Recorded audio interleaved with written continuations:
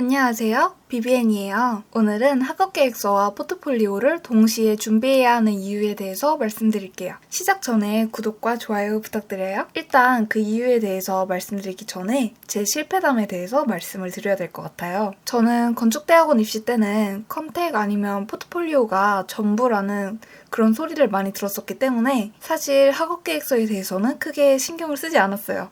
대학원이 연구하러 가는 곳이라고 들었음에도 불구하고 내가 어떤 걸 연구할지 쓰는 그런 학업계획서, 연구계획서에는 전혀 신경을 쓰지 않고 있었어요.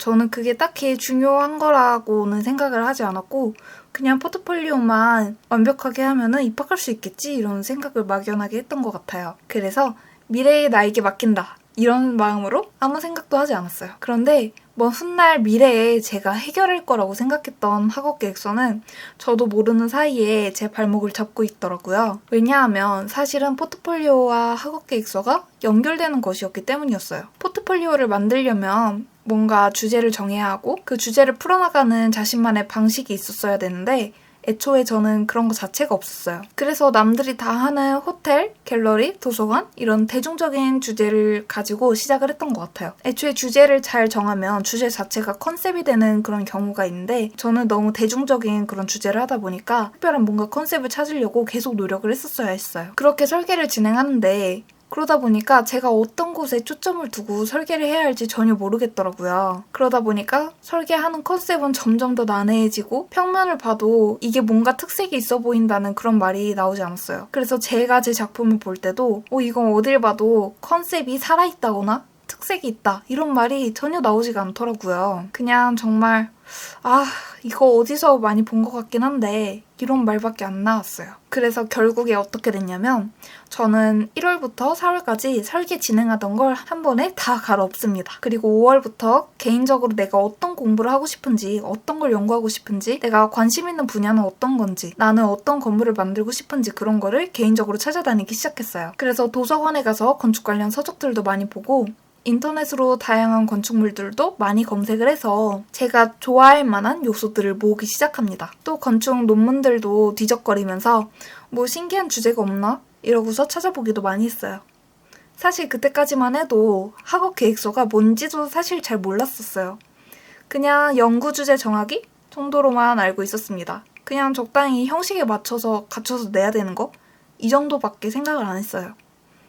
애초에 저는 뭐 연구를 목적으로 진학을 하려고 했던 게 아니니까 그건 당연한 생각이긴 했죠. 어쨌든 그렇게 많은 것들을 찾아다니다 보니까 어느 순간 어렴풋하게 내가 좋아하는 게 뭔지가 보이기 시작했어요. 저는 예술과 상업, 공동체 이런 것들에 관심이 많더라고요.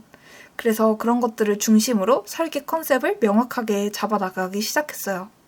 설계 컨셉이 어느 정도 명확하게 잡히다 보니까 3개월 만에 3개의 작품을 모두 끝낼 수가 있겠더라고요. 저는 사실 컨셉 잡는 게 제일 어렵기 때문이에요. 그런데 여러분, 여기서 보이시나요? 제가 설계를 시작하려고 할 때 어떤 주제로 해야 하는 건지 고민하면서 찾아봤던 게 나중에 돌이켜보니 연구 주제를 정하는 것과 연결되는 일이었어요. 만약에 애초에 제가 1월달부터 내가 어떤 주제를 연구하고 싶은지 나는 어떤 건축을 하고 싶은지 그런 것들에 대해서 깊게 생각하고 고민했었더라면 아까운 6개월의 시간을 날리지 않았을 거예요. 그리고 연구 주제에 대한 스트레스도 덜 수 있었을 거고 제가 하고자 하는 연구 주제가 정해져 있었으니까 한번 관심 있는 분야를 찾아서 컨택을 시도해 볼 수도 있었겠죠.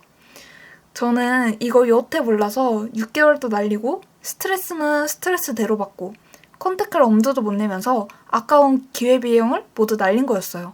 그래서 제가 여기서 제 실패를 경험으로 추천드리는 거는 여러분들이 포트폴리오를 시작할 때 그냥 딸랑 포트폴리오만 하는 게 아니라 차라리 도면 치는 시간을 조금 빼서 여러분이 어떤 설계를 하고 싶은지 어떤 걸 공부하고 싶은지 그런 걸 생각하는데 시간을 조금 더 쓰셨으면 좋겠습니다. 안 그러면 저처럼 설계를 하다가 마음에 들지 않아서 수십 번 엎어버리는 일이 생길 수도 있고 나중에 연구계획서를 쓸 때 겨우겨우 생각해낸 주제가 내가 만든 포트폴리오와 전혀 맞지가 않아서 골머리를 썩는 일이 있을 수도 있기 때문입니다. 연구계획서를 당장 자세하게 써라 이런 얘기가 아니라 적어도 내가 어떤 주제를 연구하고 싶은지에 대해서 대략적으로 간단하게 한 문장씩 여러 개를 써보는 게 좋을 것 같다는 말이에요.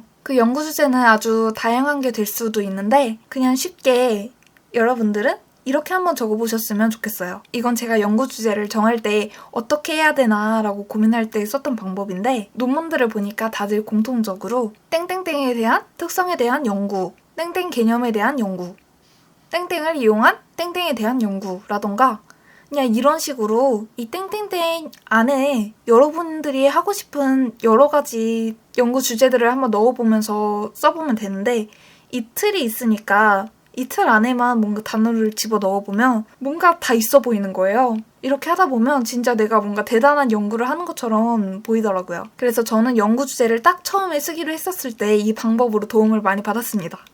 첫 시작 자체가 쉬워지더라고요.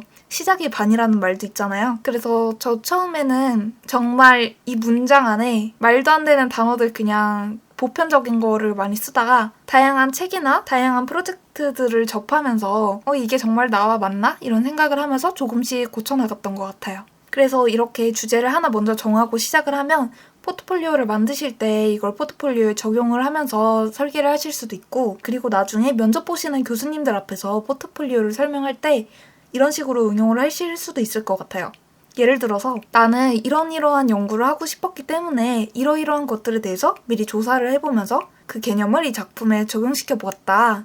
이런 식으로 면접 대비까지 한 번에 할 수 있기 때문에 제 경험상 입시 준비할 때 이런 방법이 훨씬 더 편할 것 같다는 생각이 듭니다. 이 밖에도 많은 방법이 있겠지만 오늘 영상은 과거의 저처럼 아직 학업계획서의 중요성을 모르시는 분들을 위해서 한번 찍어봤어요. 그래서 여러분들이 오늘 영상을 보시고 제 말에 조금이라도 공감이 되신다면 한번 제 말대로 시도를 해보셨으면 좋겠습니다.